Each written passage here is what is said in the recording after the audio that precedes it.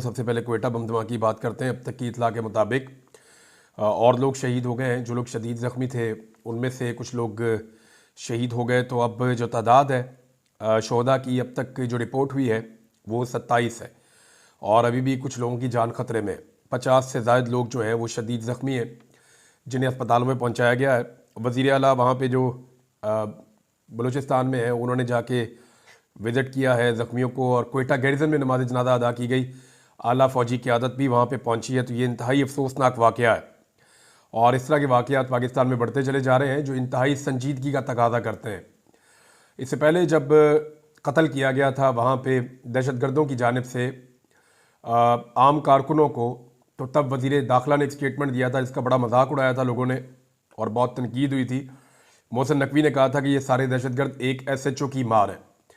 तो ऐसा नहीं हुआ, ना वो एक SHO की मार है और ना एक SHO के, ये पूरी रियासत को मिलकर लड़ाई लड़नी पड़ेगी। पाकिस्तान इस वक्त तकरीबन हालत जंग में है और वज़ीर दाखिला समेत सबको होश के नाखून लेने पड़ेंगे। ये कोई सियासी जमात नहीं है जो आइन और कानून के अंदर रहकर लड़ाई करना चाहती है। जब कोई आइन और कानून के अंदर रह कर लड़ाई करना चाहता है तो फिर स्टेट का एक कांस्टेबल भी बहुत होता है, SHO तो बहुत दूर की बात है। फिर पूरी स्टेट जो है उसकी नुमाइंदगी कोई भी यूनिफॉर्म वाला आदमी कर रहा होता है। लेकिन जब दहशतगर्द जो स्टेट में मानते ही नहीं है, जो रिस्पॉन्सिबल ही नहीं है, जो रियासत को तस्लीम नहीं करते, जब वो अटैक करते हैं तो फिर वो एक SHO की मार नहीं होता, वो फिर पूरा मुल्क हालत जंग में होता है और इस तरह के वाक़यात बढ़ते चले जा रहे हैं। तो ये लोग आइन और कानून के दायरे से बाहर रहकर काम करते हैं। अपनी होश करें, अपनी तवज्जो जो है वो ऐसी एक्टिविटीज़ से हटाएं जिनका पाकिस्तान को कोई फ़ायदा नहीं है। आपकी पूरी तवज्जो होनी चाहिए पाकिस्तानियों की जान और माल की हिफाजत के लिए, पाकिस्तान के तहफ़्फ़ुज़ के लिए, जिसके लिए आपको ये अहम ड्यूटी दी गई है। अब इसमें ज़ुल्म खलीलदाद का एक स्टेटमेंट है। ज़ुल्म खलीलदाद जो है वो इम्पॉर्टेंस इख्तियार कर गए हैं इसलिए कि इससे पहले भी इस खित्ते के लिए रिपब्लिकन्स के दौर में वो खिदमात सर अंजाम देते रहे। बहुत मुमकिन है कि डोनाल्ड ट्रंप जब अमरीकी सदर बने तो ज़ुल्म खलीलदाद को दोबारा से इस रीजन में अहम जिम्मेदारियां मिल जाएं। और ज़ुल्म खलीलदाद हर चीज़ के ऊपर रिस्पॉन्ड कर रहे हैं, चाहे वो इंडिया, अफगानिस्तान है, पाकिस्तान है, हर चीज़ के ऊपर वो कोई ना कोई अपना रिएक्शन देते हैं। यहाँ पे उनका जो रिएक्शन है वो मैं पढ़ के आपको बता देता हूँ। उन्होंने कहा जी कि मुझे क्वेटा बम धमाके में दर्जनों जानों के ज़िया पर दुख है। मैं मुतासरा ख़ानदानों से ताज़ियत करता हूँ और ज़ख्मियों के लिए नेक ख्वाहिशात का इजहार करता हूँ। हालिया महीनों में होने वाले इस खौफनाक वाक़े और इसी तरह के कई हमलों में एक चीज़ बिल्कुल वाज़े करते हैं कि पाकिस्तानी मिलिट्री एस्टेब्लिशमेंट को अपनी असली जिम्मेदारियों पर तवज्जो मरकूज़ करने की ज़रूरत है, यानी पाकिस्तानी शहरियों के तहफ़्फ़ुज़ और तहफ़्फ़ुज़ को कायम रखना और उसे बरकरार रखना, ये रिस्पॉन्सिबिलिटी है। इसके बजाय इनकी तवानाइयाँ सर्फ हो रही हैं कहाँ पे? सियासी अमल में, अदलिया को कंट्रोल करने में और सियासी जोड़ तोड़ करने में। यहाँ तक कि खुद को मईशत में भी दाखिल करने की कोशिशों में पाकिस्तानी एस्टेब्लिशमेंट लग गई है और जो कुछ वो कर रहे हैं इसके नताइज हम देख रहे हैं। ये जनाब ज़ुल्म खलीलदाद का स्टेटमेंट है और पाकिस्तान से भी जो है वो लोग ऐसे ही बात कर रहे हैं कि हमारी तवानाइयाँ या हमारी तवज्जो पाकिस्तान की जितनी फ़ोर्स है, जितनी हमारे पास फैसिलिटी है या जितने हमारे पास वसाइल हैं, बजाय उन्हें पॉलिटिकल पार्टीज़ को कुचलने के में इस्तेमाल करने के लिए या लोगों की आवाज़ को दबाने में इस्तेमाल करने के लिए लोगों के जान और माल के तहफ़्फ़ुज़ में लगाया जाए तो ज़्यादा बेहतर रहेगा। ये एक बहुत बड़ा फेलियर है इस किस्म का वाक़या। आइंदा ऐसे वाक़यात नहीं होने चाहिए। हम उम्मीद करते हैं कि पाकिस्तान को और पाकिस्तानी फोर्सेस को अल्लाह ताला कामयाबी देगा और इनसे निमटने की तरफ पूरी तवज्जो हुकूमत पाकिस्तान और रियासत पाकिस्तान अपनी मरकूज़ करेगी। अब आपको मैं थोड़ा सा एक चीज़ और है, पॉलिटिकल साइड है, पाकिस्तान तहरीक इंसाफ से रिलेटेड है, ये मैं आपके पास से आपके सामने रखना चाहता हूँ। लेकिन उससे पहले इंडिया ने इनकार कर दिया कि उनकी क्रिकेट टीम 2025 में, अभी जो साल शुरू होने वाला है, इसमें जो एशिया कप होने जा रहा है पाकिस्तान में, उसमें उन्होंने कहा जी हमारी टीम नहीं आएगी खेलने के लिए। इंडिया चाहता है कि उनकी टीम पाकिस्तान में ना आए, बल्कि वो ये चाहते हैं कि उनकी टीम जाकर खेले, दुबई में मैचेस खेले, UAE में मैचेस खेले, पाकिस्तान में मैचेस ना खेले। और दूसरा एक और भी हरकत की भारत में, वो भी आपको बता देता हूँ। भारत ने ये जो एयर ट्रैफिक कंट्रोलर्स की एक कॉन्फ्रेंस हो रही है और भी जगहों से लोग आ रहे हैं, तो उसके लिए जो पाकिस्तानी नुमाइंदे हैं उनको वीज़े देने से इनकार कर दिया। आप भारत का रवैया देखें पाकिस्तान के साथ। इंग्लैंड पाकिस्तान में खेल कर गया और कई टीमें, न्यूजीलैंड पाकिस्तान में खेल कर गया और कई टीमें पाकिस्तान में खेल कर गई, लेकिन इंडिया कह रहे जी हमारी टीम पाकिस्तान में खेलने नहीं आएगी। नंबर एक। नंबर 2, एयर ट्रैफिक कंट्रोलर की कॉन्फ्रेंस हो रही है और दुनिया से भी लोग आ रहे हैं, लेकिन इंडिया कह रहा है कि जी पाकिस्तानियों को हम वीज़े नहीं दें। अब तक तो उन्होंने वीज़े जारी नहीं किए, मैं जो खबर जहाँ से देख रहा हूँ। मामला ये है कि ये वही इंडिया है जिसके वज़ीर आज़म नरेंद्र मोदी पे नवाज शरीफ साहब थोड़े दिन पहले सदकेवारी जा रहे थे, जिनको सहाफ़ियों को स्पेशली बुला के नवाज शरीफ साहब जो है उनको खाने खिला रहे थे, उनको प्रोटोकॉल्स दे रहे थे, जिनका वज़ीर ख़ारजा जब पाकिस्तान आया तो पाकिस्तान के अंदर जो है वो सब उसके आगे पीछे जा रहे थे। एक तरफ जनरल बाजवा की ये ख्वाहिश थी कि नरेंद्र मोदी को पाकिस्तान में बुलाया जाए। अब आप इंडिया का रवैया देखें कि जहां उन्हें मौका मिलता है वो पाकिस्तान को नीचे दिखाने की कोशिश करता है, जहां मौका मिलता है वो पाकिस्तान को जिच करने की कोशिश करता है, और हमेशा से वो ऐसे ही करते हैं। मैं कोई इंडिया से दुश्मनी की बात नहीं कर रहा, लेकिन मैं बराबरी की बात कर रहा हूं। कम से कम अपना स्टैंड तो लीजिए ना, अपने हक के लिए तो खड़े हो जाइए आप।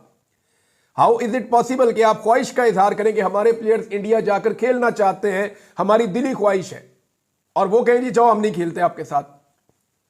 आप पीछे चले जाते हैं उनके वजीर खारजा के आगे, जब आपका वजीर खारजा जाता है तो वो हाथ के इशारे से कहता है इधर निकल। ये तरीका तो नहीं हो सकता ना। पाकिस्तान गो के एक छोटा मुल्क है, बेशक एक गरीब मुल्क है, बेशक पाकिस्तान के पास पैसे नहीं है आज, लेकिन हम एक एटमी पावर है और यानी एक इज्जतदार कौम है। ऐसे तो नहीं हो सकता कि हुक्मरानों की वजह से हम इतना नीचे लग जाए। तो ये जनाब इंडिया का रवैया है। मियाँ साहब उनके सदकेवारी जाते हैं, मियाँ साहब कहते हैं जी मैं इनको सस्ती बिजली भी दूंगा, और वो आगे से हमारे साथ क्या कर रहे हैं। अब मियाँ साहब और उनकी बेटी जनेवा में मौजूद है, और जो कुछ उनके साथ वहां पे हुआ ये हर उस शख्स के साथ हो रहा है जो पाकिस्तान में जुल्म और ज्यादती कर रहा है। देखिए होता क्या है, जब आप कमजोर को मारते हैं मारते हैं मारते हैं मारते हैं तो वो मार तो खाता है आपसे, लेकिन वो अपने मौके की तलाश में रहता है। जहां उसे मौका मिलता है ना, वो आपसे फिर बदला लेता है। हो ये रहा है कि पाकिस्तान के अंदर, पाकिस्तान को एक जेल की तरह बना दिया है पाकिस्तान के अंदर की अशराफिया ने। पाकिस्तान के अंदर जो इस वक्त निज़ाम है वो इस मुल्क को एक जेल की तरह बनाकर रखा हुआ है उन्होंने। किसी शख्स को अपनी मर्जी की बात करने का हक ही नहीं है। जो शख्स जुबान खोलता है या चार लफ्ज लिखता है उसको उठा के जेल में डाल देते हैं। जो आज़ादी इज़हार राय की या रूल ऑफ लॉ की बात करता है या अपने हुकूक की बात करता है उसके लिए ज़मीन तंग कर दी जाती है। तो पाकिस्तान के अंदर लोगों को दबा के, जुल्म करके दबाया हुआ है, यहां पे पूरी तरह से लोगों को प्रेशराइज किया हुआ है। लेकिन यही प्रेशर जब उनके ऊपर से हटता है, जब वो ओवरसीज होते हैं या जब वो पाकिस्तान से बाहर जाते हैं, 1 करोड़ से जायद पाकिस्तानी इस वक्त पूरी दुनिया में मौजूद हैं, लगभग 1 करोड़। अब 1 करोड़ लोग मौजूद हैं पूरी दुनिया के अंदर पाकिस्तान के, तो वो पाकिस्तानी है ना, इन्हीं के बीच में से गए हुए। जब उनके भाई बंधुओं को, उनके रिश्तेदारों को, उनकी फैमिली के, उनके मोहल्लेदार, उनके दोस्तों को जब यहां पे परेशान किया जाता है तो उनको वहां तकलीफ महसूस होती है। फिर जब परेशान करने वाले उनके सामने वहां पे कहीं पे आते हैं तो वो फिर उनसे बदला लेते हैं। कादी फायद ईसा के साथ क्या हुआ? कौन आदमी है जो यूरोप की तेज तरीन जिंदगी में अपना काम छोड़े और अपना काम छोड़कर एक बंदे के खिलाफ एहतजाज करने के लिए पहुंच जाए? वहां सर खुजाने के लिए टाइम नहीं है, लोग अपनी जिंदगी में मसरूफ हैं, लेकिन फिर भी लोग आते हैं और आकर अपनी भड़ास निकालते हैं। जैसे कादी फायद ईसा के खिलाफ आए, जैसे नवाज शरीफ के खिलाफ आते हैं, जैसे और कोई लोग जब पहुंचते हैं बाहर तो उनके खिलाफ आते हैं। लोग रिस्क लेते हैं, उन मुल्कों में रहते हैं लेकिन फिर भी रिस्क लेते हैं, अपनी जॉब का रिस्क लेते हैं, अपने बाहर रहने का रिस्क लेते हैं, लेकिन वो अपनी भड़ास निकालते हैं इस बुनियाद पे कि वहां पे जमहूरियत है, वहां पे कोई रोक नहीं सकता, वहां पे कोई जुल्म नहीं कर सकता, वहां पे आज़ादी इज़हार राय है, तो अपनी राय का इजहार कर देते हैं। अब मरियम नवाज और नवाज शरीफ साहब जो हैं वो निकले किसी जगह से, और निकलने के बाद अपने साथ, उनके साथ कोई लाहौर लश्कर भी था, 2-3 गाड़ियां थी, तो ये जा रहे थे तो खातून ने वहां पे कैमरा ऑन किया और उन्होंने चंगी पली सुना दी पकड़ के, खास तौर पे मरियम नवाज को। अब कुछ लोग कह रहे हैं वो अपने इलाज के लिए गई हुई हैं, कुछ लोग कोई और कहानी बता रहे हैं, कुछ लोग कह रहे हैं कि पैसा वैसा भी इनका बहुत सारा उन मुल्कों में है। पाकिस्तानी सियासतदानों का नॉर्मली होता है उन मुल्कों में पैसा, तो वो पैसा शायद मैनेज हो रहा है। सबकी अलग अलग कहानी है, मैंने सारी चीज़ें आपके सामने पहले भी रखी हैं। लेकिन एक खबर और भी आई है कि शायद मरियम नवाज को, ये शाहिद असलम साहब ने खबर दी है, मैं उसे कंफर्म नहीं कर सकता अभी, अल्लाह करे ये खबर गलत हो, लेकिन जो शाहिद असलम साहब हैं उनका ये कहना है, अमेरिका में है वो, और उन्होंने भी खबरें दी थी, उसकी पादाश में उन्हें गिरफ्तार किया गया था, उन्हें टॉर्चर किया गया था, फिर वो छूट कर आए, फिर वो अमेरिका चले गए। तो जो शाहिद असलम साहब हैं उन्होंने खबर दी कि शायद कोई थायराइड कैंसर है मरियम नवाज को, जिसका वो इलाज करवाने के लिए गालिबन गई। बाकी लोग जो हैं वो कुछ और कह रहे हैं कि उनकी कॉस्मेटिक सर्जरी है, कोई कुछ कह रहा है, कोई कुछ कह रहा है, तो सबकी अपनी अपनी बात है। अब कंफर्मेशन तो मरियम नवाज या उनके डॉक्टर दे सकते हैं कि एक्चुअली उनको प्रॉब्लम है क्या और किस चीज़ का इलाज करवाने के लिए मरियम नवाज साहिबा तशरीफ़ लेकर गई हैं, या इलाज का मामला है भी या नहीं है, या जो भी है चले। लेकिन वहाँ पे एक खातून निकल आई, उन्होंने कहा जी फार्म 47 की जाली वज़ीर आला है और ये जाहिल लोग हैं, इन्होंने कब्जा किया हुआ मुल्क के ऊपर, तो लोग अपनी भड़ास निकालते हैं। अब उसके बाद जनाब पाकिस्तानी इकट्ठे हुए और पहुंच गए उस होटल में जहां पे बाप बेटी ठहरे हुए हैं। अच्छा, एक अजीब चीज जो है वो चीफ सेक्रेटरी भी उनके साथ साथ फिर रहे हैं पंजाब के। भाई पंजाब के चीफ सेक्रेटरी हैं, आप पढ़े लिखे आदमी हैं, आपकी इतनी लंबी सर्विस है, आप इज्जतदार आदमी हैं, आप किधर इनके पीछे पीछे जनेवा में भाग रहे हैं? यानी आप कोई जाती मुलाजिम तो नहीं है ना, आप कोई घर के जाती मुलाजिम तो नहीं है।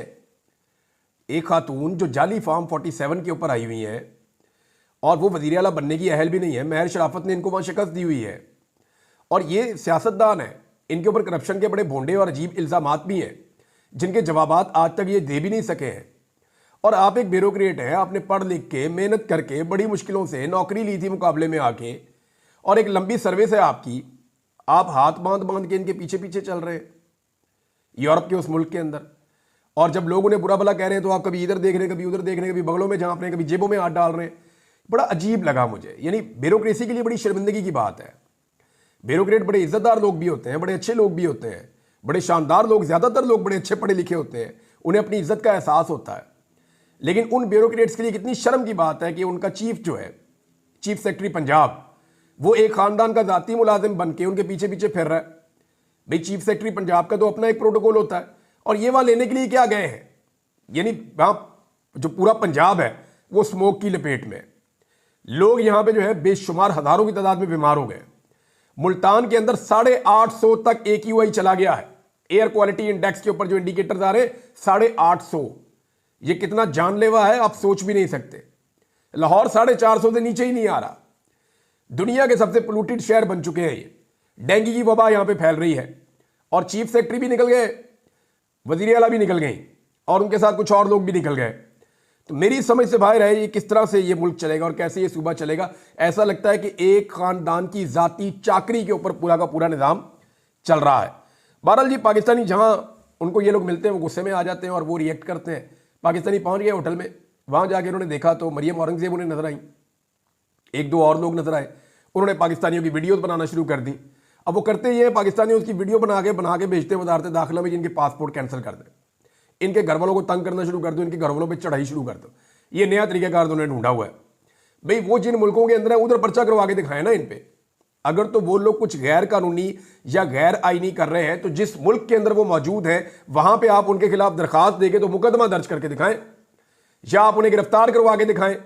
ऐसा तो आप कुछ कर नहीं सकते। उसकी वजह यह है कि वहां पर रूल ऑफ लॉ है।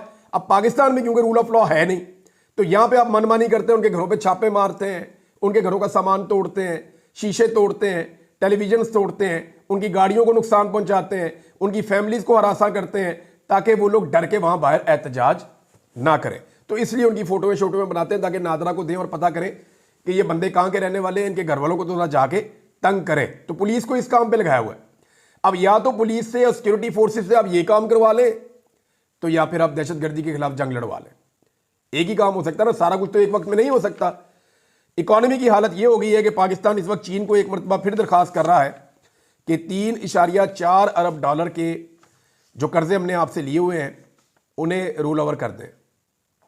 अब ये पाकिस्तान फिर 2 साल के लिए रोल ओवर मांग रहा है और चाइना के लिए देना अब मुश्किल होता जाएगा, क्योंकि पाकिस्तान बार बार ये कह रहा है। कभी इस तरफ जाते हैं, उनसे कहते हैं थोड़ा कर्जा दे दें, कभी इधर जाते हैं, कभी इधर जाते हैं। कल तो वजीर खजाना ने हाथ खड़े कर दिए, ना हमें कोई कर्जा देता है ना कोई रोल ओवर करता है। ये पाकिस्तान की सिचुएशन हो गई है। IMF का वफ्द पाकिस्तान आने वाला है और उसने आने से पहले नई शराइत रख दी है कि जी फाइनेंसिंग गैप जो है वो आप पूरा करें, जो एक्सटर्नल फाइनेंसिंग गैप है उसको आप पूरा करें। ये IMF ने नई शराइत रख दी है। अभी जब वो 11 तारीख से 15 तारीख तक के लिए आएंगे तो पता नहीं पाकिस्तान के लिए क्या खबर निकलेगी। हुकूमत सच बोलती नहीं है। अब या तो मिनी बजट इनको लाना पड़ेगा, अवाम के ऊपर नए टैक्सेस इनको लगाने पड़ेंगे। देखते हैं कि अवाम नए टैक्सेस के ऊपर किस किस्म का रद्द-ए-अमल देती है। दूसरी जानब जनाब पाकिस्तान तहरीक इंसाफ के अंदर फूट डालने की कोशिशें अपने उरूज पे हैं। मैं चंद चीज़ें और फैक्ट्स आपके सामने रख देता हूँ। देखिए, पाकिस्तान तहरीक इंसाफ के लोगों ने गुज़िश्ता चंद महीनों में मैं देख रहा हूं कि अपने दुश्मन बाहर से ज़्यादा अपने अंदर तलाश किए हैं। इतनी लड़ाई गैरों से नहीं लड़ी जितनी लड़ाई उन्होंने अपनों से लड़ी है, और ये बात सच है। कभी नंद भाभी की लड़ाई, यानी कोशिश पूरे निज़ाम की ये है कि तहरीक इंसाफ जिसको कोई नहीं तोड़ सका, इतनी कोशिशों के बावजूद उसको अंदर से लड़वा दिया जाए और कमज़ोर किया जाए। कभी नंद भाभी की लड़ाई ले आते हैं बीच में, कभी बाइनस इमरान खान का फार्मूला ले आते हैं, कभी कहते हैं जी फलाना गद्दार है, फलाना कंप्रोमाइज़ है। देखिए ये सारी बातें पूरी तरह गलत तो नहीं हो सकती ना, लोग कंप्रोमाइज़ भी होते हैं, बाद औक़ात लोग डर जाते हैं, परेशान भी हो जाते हैं, हर एक की अपनी अपनी कैपेसिटी होती है, लोगों में इख्तलाफ राय भी होता है। देखिए जब एक टीम होती है ना, तो एक टीम के अंदर सारे प्लेयर एक तरह नहीं सोचते, प्लेयर्स के अंदर इख्तलाफ होता है, लेकिन वो सारे जीतने के लिए इकट्ठे खेलते हैं। अब अगर उस इख्तलाफ को आप दुश्मनी में बदल देंगे ना, तो फिर कमज़ोर तरीन टीम से भी वो टीम हार जाएगी। लिहाजा पाकिस्तान तहरीक इंसाफ में भी बाकी सारी पॉलिटिकल पार्टीज की तरह जमहूरियत भी है और आपस में इख्तलाफात भी होते हैं, लेकिन उन इख्तलाफात को दुश्मनी नहीं बनना चाहिए। मैं ये देख रहा हूं लगातार उसको दुश्मनी बनाने की कोशिश की जा रही है, और अगर ये इख्तलाफात दुश्मनी में कन्वर्ट होते हैं तो फिर तहरीक इंसाफ को किसी बैरूनी दुश्मन की जरूरत नहीं पड़ेगी। मिसाल के तौर पर अली अमीन गंडापुर, उनके तर्ज अमल से आप इख्तलाफ कर सकते हैं, बिल्कुल कर सकते हैं, लेकिन गद्दार डिक्लेयर करना, बिल्कुल आप ये कहेंगे जी इसने इमरान खान से गद्दारी की, पीठ में छुरा घोंपा, ये चीज़ें मुझे नहीं लगता उस वक्त नामुनासिब होगी। इसका वजह यह है कि अगर ख्वाजा आसिफ और राणा सनाउल्लाह अली अमीन गंडापुर की बुराइयां कर रहे हैं ना, तो इसका मतलब है कुछ तो है जो अली अमीन गंडापुर ठीक कर रहा है। मैं आपको फिर दोहरा देता हूं, अगर ख्वाजा आसिफ और राणा सनाउल्लाह अली अमीन गंडापुर की बुराइयां कर रहे हैं और वो ये कह रहे हैं कि ये बंदा कंप्रोमाइज्ड है, ये बंदा मिला हुआ है एस्टेब्लिशमेंट के साथ, ये बंदा इमरान खान को मार के खुद कुछ बनना चाहता है, अगर वो ये बातें कर रहे हैं तो इसका मतलब है कि अली अमीन कुछ ना कुछ तो ऐसा कर रहा है जिससे उनको प्रॉब्लम हो रहा है, वरना वो कभी भी इसको टारगेट ना करते। याद रखिएगा कि ये निज़ाम उसी को टारगेट करेगा जो इनको अपने लिए खतरा महसूस होगा। अगर निज़ाम के साथ लड़ना है या निज़ाम से जीतना है तो यूनिटी की ज़रूरत होगी। अगर एक टीम मिलकर खेले तो वो कमज़ोर भी होती है तो जीत जाती है। जो टीम मिलकर ना खेल पाए, चाहे वो जितनी मर्जी तगड़ी हो, जितनी मर्जी मकबूल हो, जितनी मर्जी फेवरेट हो, उसके जीतने के लिए मुश्किल हो जाता है। और कुछ लोग कहते हैं जी कि इमरान खान की जेब में सारे खोटे सिक्के हैं, तो ये बात तो कायदे आज़म के लिए भी मशहूर थी कि उनके पास भी खोटे सिक्के थे। डिपेंड करता है लीडर कौन है और वो कैसे लीड कर रहा है। कायदे आज़म भी एक बहुत बड़े लीडर थे और सारी अवाम उनके साथ थी। इमरान खान एक बड़ा लीडर है, अवाम की ताकत उसके साथ है। ये जो बीच में बहुत सारे लोग हैं, इन्हें शायद तारीख में याद भी नहीं रखा जाएगा। इनमें कोई इक्का दुक्का लोग होंगे जिन्हें लोग याद रखेंगे। तारीख सिर्फ लीडर को जानती है, या तारीख के अंदर वो लिखा जाता है जो आवाम सोच रही होती है। हकीकत तारीख के अंदर आती है। तारीख बाकी कैरेक्टर्स को याद नहीं रखती। तारीख हार और जीत को लिखती है और जीतने वाले की जीत की वजूहात लिखती है, लेकिन तारीख कभी भी, ये जो छोटे मोटे कैरेक्टर बहुत सारे इधर उधर होते हैं, साइड स्टोरीज में तो आते हैं, लेकिन इनका कहीं तस्करा भी नहीं होता। तो इमरान खान लीडर है, पब्लिक उसके साथ है। मेरे ख्याल में ये यूनिटी कायम रहेगी तो शायद ये जल्दी अपना टारगेट अचीव कर लेंगे। और एक चीज़ और है जो मैं आपको बताना चाहता हूँ, वो ये है कि पाकिस्तान तहरीक इंसाफ ने कुछ चीज़ें क्लियरली अनाउंस करनी थी, ये मुझे भी पता था। वो चीज़ें क्लियरली अनाउंस नहीं की गई क्योंकि कुछ चीज़ें मज़ीद हो रही हैं। मेरी जो नाकस इन्फॉर्मेशन है, मुझे जो क्लू मिले हैं 2-3, मैं उनकी बुनियाद पे आपको ये कह सकता हूँ कि अभी पाकिस्तान तहरीक इंसाफ चंद चीज़ों को होते हुए देखना चाहती है और वो फाइनल कॉल देने से पहले कुछ चीज़ों की असेसमेंट कर रहे हैं। अब वो चीज़ें किस तरफ जाती हैं और फाइनल कॉल कब आती है, ये आपको चंद दिनों में पता चल जाएगा। अब तक के लिए इतने, अपना ख्याल रखिएगा, अपने इस चैनल का भी। अल्लाह हाफ़िज़।